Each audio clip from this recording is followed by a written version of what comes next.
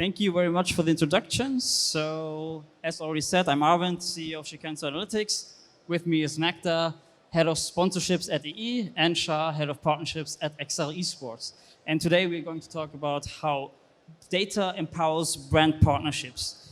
So, from a report by Gartner for Analytics and Trends, we read that the majority of CDOs will fail to foster the necessary data, which basically means a lot of companies don't know really what to do when it comes down to data. They either don't have enough data so they can make fruitful decisions, or they acquire way too much data and they don't know how to put the pieces in the puzzle together. So to counteract this trend, the challenge is now to build a sustainable ecosystem based on deep data. And what does deep data mean? We at Shikanso Analytics, we provide analytics on cross-platform and multiple sources like Twitch, YouTube, Facebook, and so on. And with AI technology, machine learning, we gather significant amount of data for brand exposure. That means basically how often is a brand seen, how long, the sizes, and the duration. And based on those information, we calculate media values for our partners and a lot of stakeholders in the industry. And one of those stakeholders is EXCEL with their partners EE. And maybe Magda, you can tell us a bit more about EE and your portfolio of partners in the past years. Not sure if everyone knows, but EE is owned by BT. And for those of you who don't know, we are UK's biggest, most advanced digital communications company. We have over 500 retail stores and we service over 31 million connections in the UK. So we are one of the biggest companies in the UK. And innovation and customers, our customers are absolutely at the heart of everything that we do from a brand and customer point of view. In terms of partnerships, we sponsor the crown jewels within each of the entertainment categories. And we are very selective with who we work with. And when we select a partner that we work with, we are very committed and we always look for a long-term partnership, and our investment is always very long-term. And as you can see, we've been sponsoring the BAFTAs for 25 years. Glastonbury Festival, the biggest music festival in the UK, if not in the world, where we deliver the world's biggest mobile network. We've been working with Glastonbury from 1999. We also sponsor Wembley Stadium, which is one of the most advancedly connected stadiums in the UK. And we've been working with them since 2014.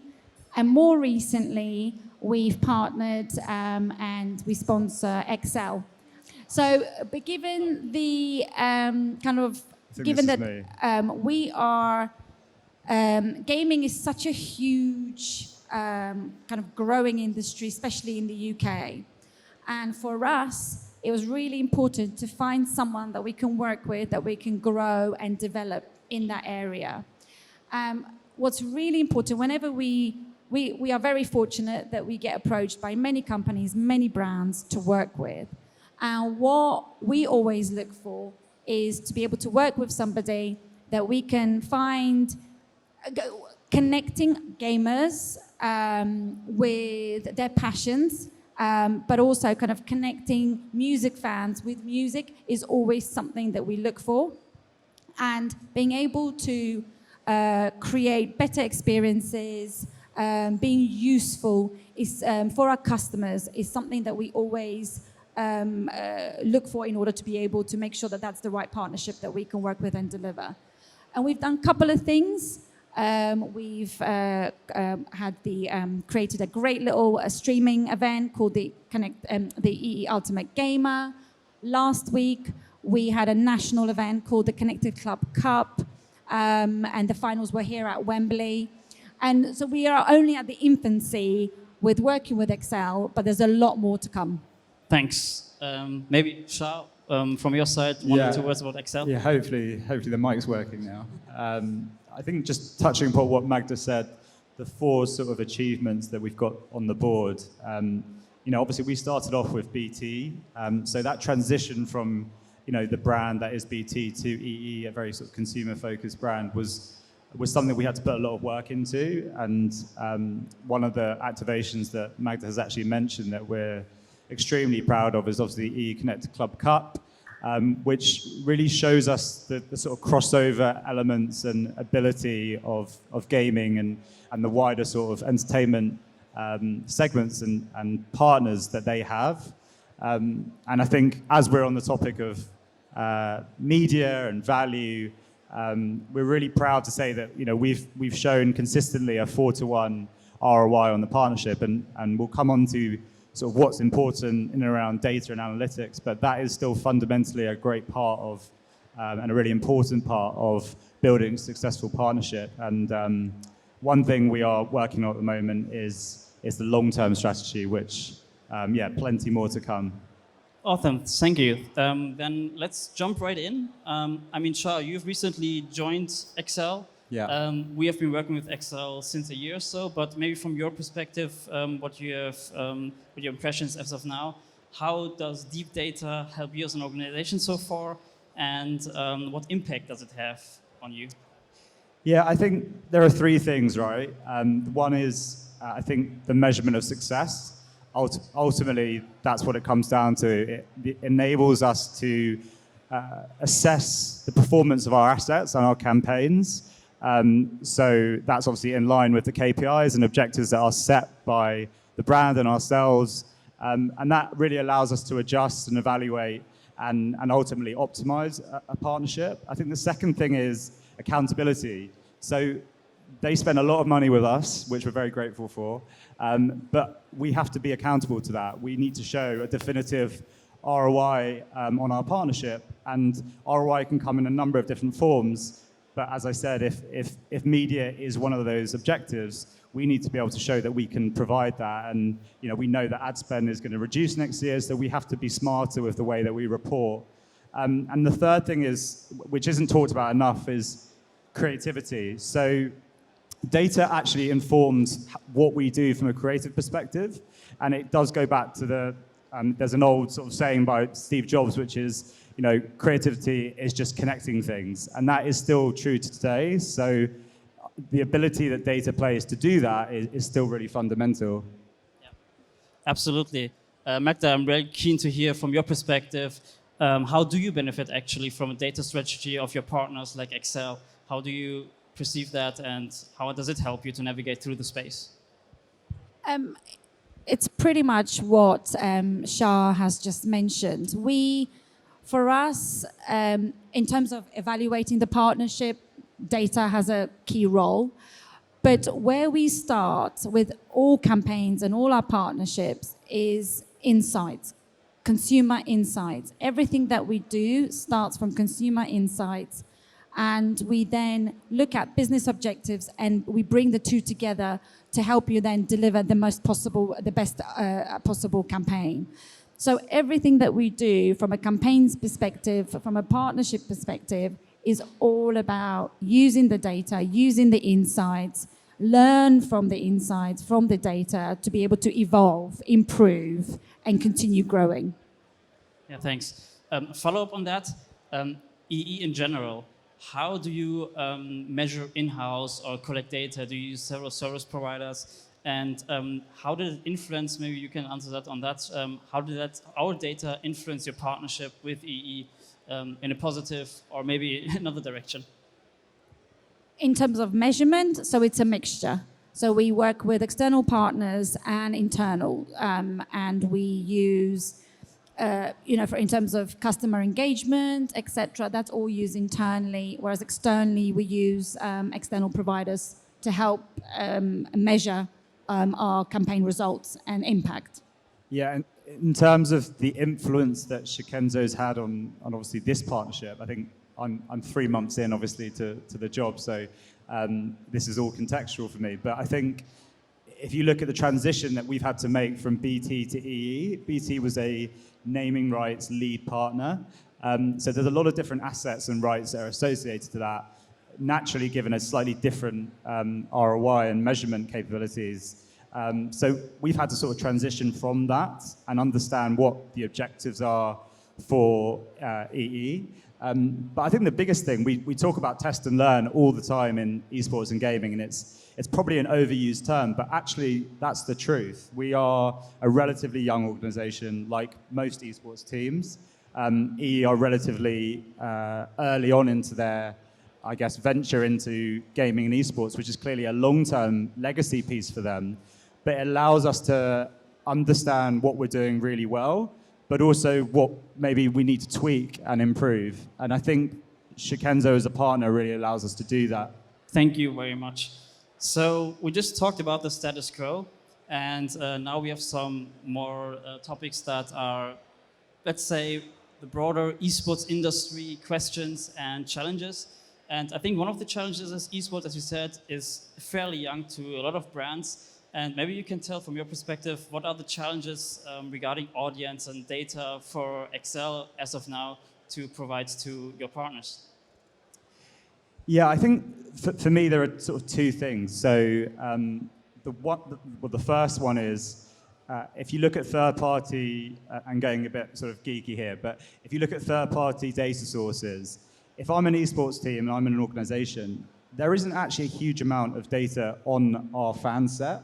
So if you're lucky enough to be on GWI Gaming, which we fortunately are, yes, we can get a really small sample size or a sample size of what our specific fans are thinking, etc. But if I'm another team and I'm not on these data sources like, as I said, GWI, YouGov, I'm going to have to create a proxy that ultimately is an average of what an esports fan is. And I think over time that will develop, but that is a natural challenge in terms of understanding your audience. And I think the second thing is sort of closely linked to that. So the one area of data that we don't maybe speak about enough within esports and gaming is first-party data. I wouldn't say that we're that far behind sort of sport and entertainment, because clearly if you looked at the recent Barcelona Spotify deal, 1% opted in audience out of 350 million fans. But I think that is an area that we are going to have to make some considerable advancements on if we are going to better understand who our fans are and who the sort of wider audience set is. And that is very difficult because unless you have a huge merchandise capability, it's not that easy to collect first-party data. And clearly, collecting first-party data has its challenges with any audience, especially gaming and esports. Yeah, absolutely. Thank you. Magda, now a hot topic. Esports bubble, a rumor that everyone is talking about, it's going to burst. Everyone is waiting for it. No, nothing's happened so far. You as a brand that you're sponsoring EXCEL now with your first esports partnership, how's your perception on that hot topic, bursting bubble? And do you see data maybe as some sort of safeguard towards that rumor? What's your opinion on that? I really don't think the bubble's going to burst. There is a bubble and it's just going to continue to grow. I think, especially in the UK, there is so much that's going on. There is the gaming world is absolutely huge, but brands like us, no one really knows exactly what to do. So we are all trying to navigate and work out what is the best thing. Who should we work with? Do we partner with a game? Do we partner with a team? Do we partner with an event? It's a challenge, but I think it's an incredibly exciting place and an incredibly exciting time to be involved and actually develop and grow. It's only going to grow and develop. It's not going to burst, for sure. And we've got a lot that we are working on, and there's a lot of exciting things that are due to launch towards the end of the year and next year. And it's one area that I think people should absolutely think about being involved, think about carefully what's the best approach, and really kind of take on the opportunity to partner with gaming companies and teams. Yeah, just add to that. I think I agree with Magda. There's not a bubble in the sense that it's going to explode and everything's going to go away. I think what that maybe refers to is we're very heavily dependent on sponsorship revenue. And I think any esports organization or team will know this, that probably 80 to 90% of their revenue, unless you are maybe G2 or FaZe or whoever, that is very much the case, and it is going to be for the foreseeable future. I think what we're going to have to do, and clearly it's a job for us as well, is a diversification of revenue is going to be really critical moving forward. So we won't be able to solely rely on sponsorship for the next 10, 20 years. That's not a bubble, but it's the reality that we need to look at other alternatives. And I think in terms of the role that data plays for that, maybe it doesn't safeguard it, but it goes back to the point around, if we can get a better grasp and a better collection of first-party data or a better understanding of our audience, which, to be fair, is probably our biggest equity as an organization. It's the same for football teams. It's the same for other entertainment properties. I think that gives you a lot of options to then go and monetize that data or monetize the audience that you have, because you have a better understanding of it. There was a talk earlier today, I think, about how can there be a slightly more diverse approach to building an esports or a gaming brand. And I think that is something we're going to have to be really creative about, which is the fun part, I think. And sorry, I was just going to add with regards to the first-party data. So we probably have one of the biggest data in the UK. We've got 31 million customers. So in theory, you'd think we've got everything. But actually, when it comes to the hardcore kind of gamers and what the interest that they have and what do they enjoy and that real detail, we don't have that. And to Shah's point, no one really has that. And we ourselves are gathering that data. We are talking to our customers. We are talking to our gaming customers, gamers and non-gamers, who are interested in, and even the concept of a gamer. A lot of people who play and game don't think they're gamers, and it's that perception as well. So we've been doing quite a lot of work this year, and there's more work that we will continue developing throughout the year, really gathering that data and gathering that insight so we can then use it to really influence what we do next year. Thank you very much. Now, there's one off-topic question that I think everyone has witnessed in the past few days or weeks. So there's been an increase in esports and sports crossovers, especially in the UK, with professional football clubs, ambassadors, professional players. How do you perceive that trend? Do you think this is going to be something that's going to push globally, or is it more a UK thing? Yeah, I think the topic of sort of crossover culture or crossover entertainment has been here for a while. I mean, it resonates very well for gaming, and we've seen that in the sort of campaigns that we do with the likes of the Connected Club Cup, but also with JD recently on their music festivals. There is clearly a massive over-index of music, fashion, gaming, sport. So from that perspective, it's a real positive thing, right? I think the second thing is sports teams, football teams, players who invest into gaming and esports, whether it's Man City or recently Van Dijk, investing into Tundra. That is, from my perspective, that's absolutely fine, and that's always going to be the case. There's a huge amount of investment from, high net worth and famous people. I think what it comes down to is how do you then execute and deliver on those campaigns?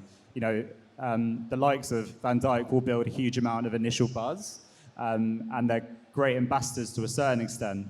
But then how do you actually activate that? How do you utilize that meaningfully? And everyone talks about it, but the gaming and esports audience are very smart. They can see through what is a publicity stunt, and they can also appreciate, though, a very sort of defined and engaging campaign. If you asked a fan whether or not Gucci was a good fit for gaming and esports, And I know that example is used pretty much every single day, but that is the truth, that if it's done well, there's always a place for that crossover. And just to add to that, and I think it's really important that a brand, like you said, Shah, that a brand finds a role to be involved with, whether it's a particular game or a particular event. For us, when we did the Connected Club Cup, we've got history working with football. We sponsor the home nations teams. And for us to then take that journey and create a FIFA tournament totally makes sense. It's the evolution of a partnership. So it's really important that your journey and what the role that you want to play in the world of gaming is very clear and it makes sense, because otherwise, like Shah said, the gamers, they can see right through it. They can see that it's just a stunt, and they may not respond to it in the way that the brand was hoping that they'll respond. So it's really important that there's a very clear journey and a purpose and an objective. Thank you very much. So just a brief conclusion now after our talk. Thanks again to Magda and Shah for joining this session. And I think what we've learned in this brief minutes is data is key and should be used as a foundation for data-driven decision-making. And it doesn't matter if it's sales activations, marketing campaigns, or sponsorships. One thing is right, if you're an organization, you should rely on deep data and should use that to increase your performance and your power. So thank you very much, and yeah, have a nice evening.